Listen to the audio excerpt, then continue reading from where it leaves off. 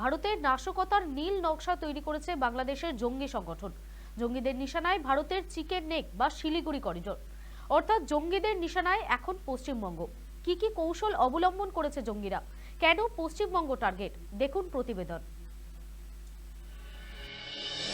24-এর কোটা আন্দোলনকে ঘিরে এখনো উত্তপ্ত বাংলাদেশ। গোটা আন্দোলনের পরিপ্রেক্ষিতে হাসিনা সরকারের পতনের পর বাংলাদেশে অন্তর্বর্তী সরকারের দায়িত্ব নিয়েছেন প্রধান উপদেষ্টা মোহাম্মদ ইউনূস। তারপর থেকে কার্যত লাগাম ছাড়াভাবে সংখ্যালঘু হিন্দুদের ওপর অত্যাচার হচ্ছে। বাংলাদেশ সরকারের পক্ষ থেকে বিষয়টিকে ধামাচাপা দেওয়ার চেষ্টা করা হলেও সামাজিক প্রচার মাধ্যমের দৌলতে সারা বিশ্ব এখন ওয়াকিবহল কি ঘটছে বাংলাদেশে। অর্থনৈতিক দুর্দশায় দীর্ণ বাংলাদেশ এখন হাত বাড়িয়েছে পাকিস্তানের দিকে। স্বাধীনতার পূর্বে পাকিস্তানের অত্যাচারের ইতিহাস ভোলানোর জন্য মোহাম্মদ ইউনূসের পরিকল্পিত রিসেট বাটন ইতিমধ্যেই চাপা শুরু করেছে বাংলাদেশ। তার ফলস্বরূপ বাংলাদেশে ছড়িয়ে পড়েছে ভারত বিদ্বেষের হাওয়া। আর এই ভারত বিদ্বেষকে কাজে লাগিয়ে পশ্চিমবঙ্গ সহ সারা ভারতে তৎপর হয়েছে বাংলাদেশের জঙ্গি সংগঠনগুলি। অন্তর্বর্তীকালীন সরকার ক্ষমতায় আসার পর বাংলাদেশের নিষিদ্ধ জঙ্গি সংগঠন হিজবুত তাহরির প্রকাশ্যে জনসভা, মিটিং, মিছিল করেছে। আন্দোলনের সময় 5,829টি আগ্নেয়াস্ত্র ও 6,30,000-এরও বেশি গোলাবারুদ ছিনতাই হয়েছিল। বাংলাদেশ পুলিশের সন্দেহ সেই সমস্ত আগ্নেয়াস্ত্র বা গোলা বারুদ পৌঁছে গিয়েছে জঙ্গিদের হাতে। সেই সমস্ত আগ্নেয়াস্ত্র গোলা বারুদ ভারতে ব্যবহার করার সম্ভাবনা একেবারেই উড়িয়ে দেওয়া যায় না। সম্প্রতি কর্ণাটকের চিত্রদুর্গ থেকে 6 জন বাংলাদেশকে গ্রেফতার করেছে পুলিশ এবং জিজ্ঞাসাবাদে জানা গিয়েছে বাংলাদেশ থেকে পশ্চিমবঙ্গ হয়ে ভারতে ঢুকেছে তারা। তারপর কলকাতা থেকে জাল পরিচয়পত্র সংগ্রহ করে পৌঁছে গিয়েছে কর্ণাটক। একাধিকবার প্রশ্ন উঠেছে যে ভারতে জাল পাসপোর্ট, আধার কার্ড বানানো কি সহজলভ্য? সম্ভবত সেই প্রশ্নের উত্তর এই জঙ্গিদের গ্রেফতারের পর অনেকটাই পরিষ্কার। বাংলাদেশের 24-এর আন্দোলনের পর 70 জন কুখ্যাত জঙ্গি বাংলাদেশের জেল ভেঙে পালিয়েছে। পাশাপাশি জামিনে মুক্তি পেয়েছে জেএমবির বিভিন্ন শাখা সংগঠনের 174 জন জঙ্গি। তাদের মধ্যে 11 জন শীর্ষ সন্ত্রাসবাদী মুক্তি পেয়েছে। বাংলাদেশের অন্তর্বর্তীকালীন সরকারের গাফিলতি এবং তাদের অদৃশ্য অঙ্গুলি হেলনে এই ঘটনা ঘটেছে বলেই মনে করছে আন্তর্জাতিক মহল। বিভিন্ন কারাগার থেকে পালাতে সক্ষম হয়েছিল। আমাদের এই মুহূর্তে পুনরায় গ্রেপ্তার হয়েছেন 1500-র মতো, অ্যারাউন্ড 700+ বন্দী যারা এখনো পলাতক রয়েছে।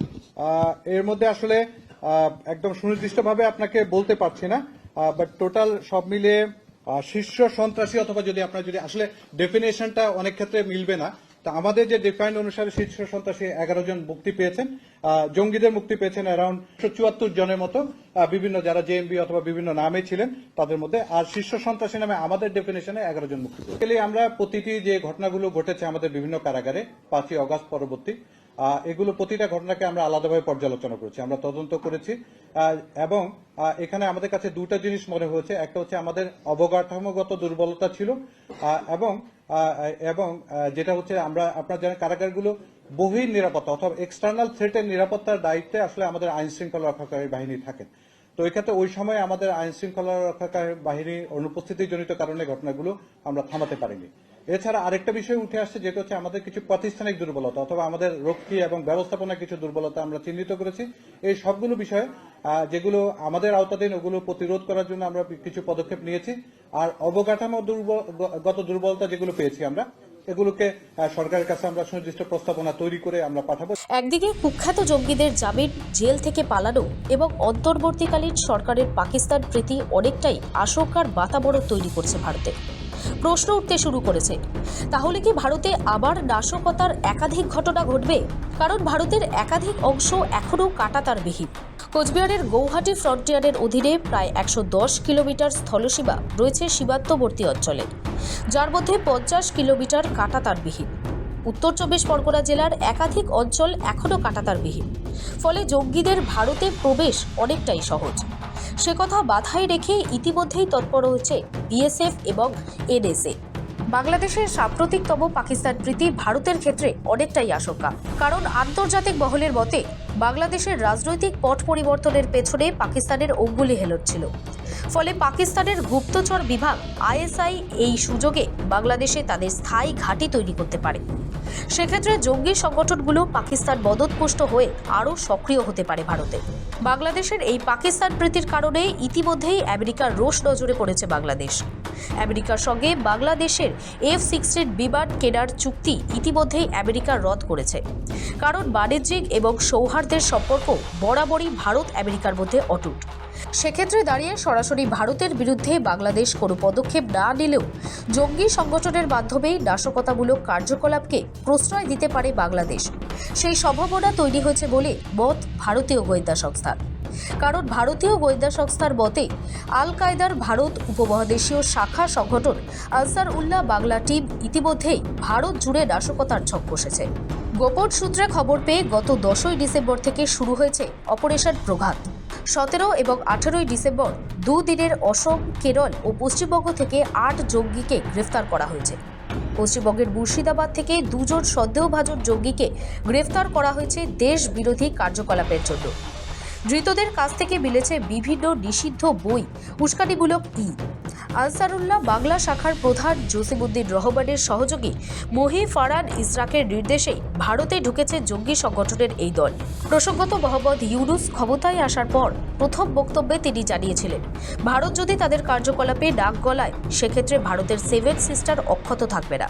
একাধিক বিএনপি নেতা এবং জামাত নেতার বক্তব্যে এটা পরিষ্কার ছিল যে ভারতের চিকেন নেক অর্থাৎ শিলিগুড়ি করিডর বাংলাদেশের নেতাদের টার্গেট, আর সেই টার্গেটকেই নিজেদের টার্গেট হিসেবে বেছে নিয়েছে বাংলাদেশের জঙ্গি সংগঠনগুলো। সম্প্রতি মিশরে অনুষ্ঠিত D8 সম্মেলনে দেখা হয় পাকিস্তানের প্রধানমন্ত্রী শাহবাজ শরীফের সঙ্গে বাংলাদেশের প্রধান উপদেষ্টা মোহাম্মদ ইউনুসের। পারস্পরিক সম্পর্কের উন্নয়নের কথাই আলোচনা হয়েছে দুজনের মধ্যে, যদিও এই সাক্ষাৎ নিয়ে অশনি সংকেত দেখছে ভারতের কূটনৈতিক মহল। বাংলাদেশের জঙ্গি সংগঠন Hizb ut Tahrir, Ansarullah Bangla team এবং জামাত উল মুজাহিদ্দিন ভারতে যে ইতিমধ্যেই সক্রিয় হয়েছে সেটা প্রমাণিত।